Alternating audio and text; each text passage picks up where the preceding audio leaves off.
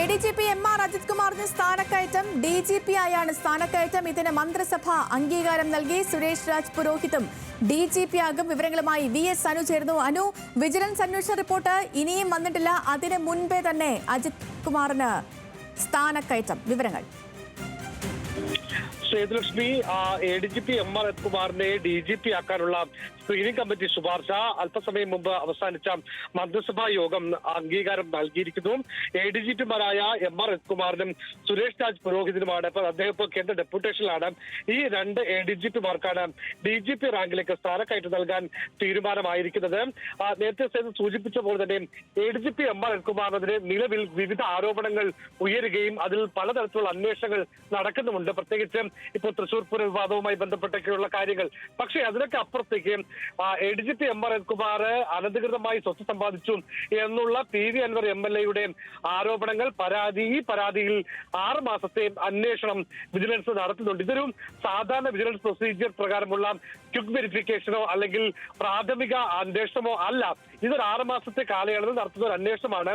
അതുകൊണ്ട് തന്നെ ഇത് ഏതെങ്കിലും തരത്തിൽ സ്ഥാനക്കയറ്റത്തെ തടഞ്ഞു വെക്കാനോ ബാധിക്കാനോ പാടില്ല എന്ന് കഴിഞ്ഞ ദിവസം ചേർന്ന ചീഫ് സെക്രട്ടറി തല കമ്മിറ്റി ആ ഒരു നിലപാടാണ് എടുത്തത്. അത് അങ്ങനെ സ്ക്രീനിംഗ് കമ്മിറ്റിയാണ് DGP ആയി MR അജിത് കുമാർ സ്ഥാനക്കയറ്റം നൽകുന്നതിൽ ഈ വിജിലൻസ് അന്വേഷണം തടസ്സമല്ല എന്നുള്ള റിപ്പോർട്ട് നൽകിയത്. ചീഫ് സെക്രട്ടറിയുടെ ആ ഒരു റിപ്പോർട്ട് മന്ത്രിസഭ അല്ലെങ്കിൽ ആ സ്ക്രീനിംഗ് കമ്മിറ്റിയുടെ ശുപാർശ മന്ത്രിസഭ അംഗീകരിച്ചിരിക്കുന്നു.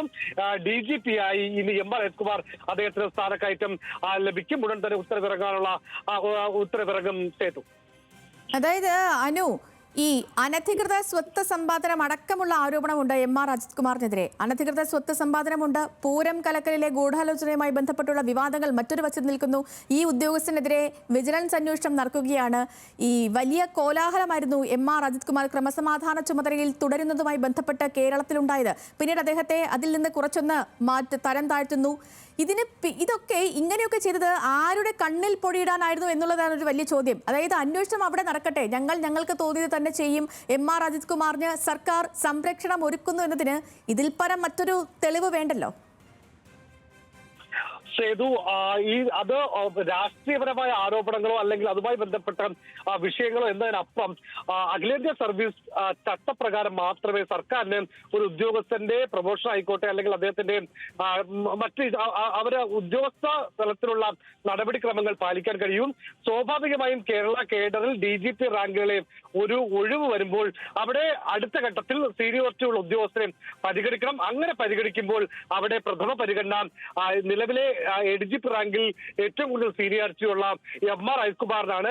അവിടെ ഈ വിജിലൻസ് അന്വേഷണം ഒരു 6 മാസത്തെ വിജിലൻസ് അന്വേഷണം നടക്കുന്നുണ്ട് എന്നുള്ളത് ഒരു തരത്തിലും സ്ഥാനക്കയറ്റത്തെ പ്രതികൂലമായി ബാധിക്കരുത് എന്ന് ചീഫ് സെക്രട്ടറി തല ഒരു കമ്മിറ്റി, ഒരു സ്ക്രീനിംഗ് കമ്മിറ്റി അങ്ങനെ റിപ്പോർട്ട് നൽകുമ്പോൾ അത് ചോദ്യം ചെയ്യപ്പെടില്ലേ?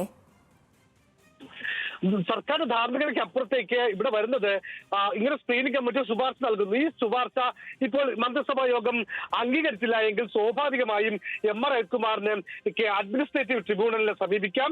അതുമായി ബന്ധപ്പെട്ട് നമുക്കറിയാം, പണ്ട് സെൻകുമാറിനെതിരായ അദ്ദേഹത്തെ DGP റാങ്കിൽ നിന്ന് മാറ്റി നിർത്തിയ സംഭവം, അദ്ദേഹം വലിയ പോരാട്ടം നടത്തി അദ്ദേഹം തിരിച്ച് DGP റാങ്കിൽ ഇവിടെ വന്നിരുന്നതൊക്കെ കണ്ടതാണ്. അതുകൊണ്ട് ഈ സർവീസ് ചട്ടങ്ങളുമായി ബന്ധപ്പെട്ട് കൃത്യമായ ചട്ടങ്ങളും അതുമായി ബന്ധപ്പെട്ട നിയമവശങ്ങളുമുണ്ട്. അതുകൊണ്ട് അതിന് ഒരു മന്ത്രിസഭയ്ക്ക് തൽക്കാലത്തേക്ക് വേണ്ട എന്ന് പറയാൻ കഴിയില്ല. പക്ഷേ ഇവിടെ ഇപ്പോൾ ഉണ്ടായിരിക്കുന്നത് ഈ ഒരു വിജിലൻസ് അന്വേഷണം നടക്കുന്ന ഒരു ഉദ്യോഗസ്ഥനെ DGP ആയി സ്ഥാനക്കയറ്റം നൽകുമ്പോൾ എന്ത് മെസ്സേജാണ് നൽകുന്നത് എന്നുള്ള ചോദ്യം പ്രസക്തമാണ്. പക്ഷെ അവിടെ അതിന്റെ അതിന്റെ ഒരു യാഥാർത്ഥ്യ പരിസരം ഇങ്ങനെ ഒരു കാര്യം കൂടെ ഉണ്ട് എന്നുള്ളത് നമ്മൾ മനസ്സിലാക്കണം.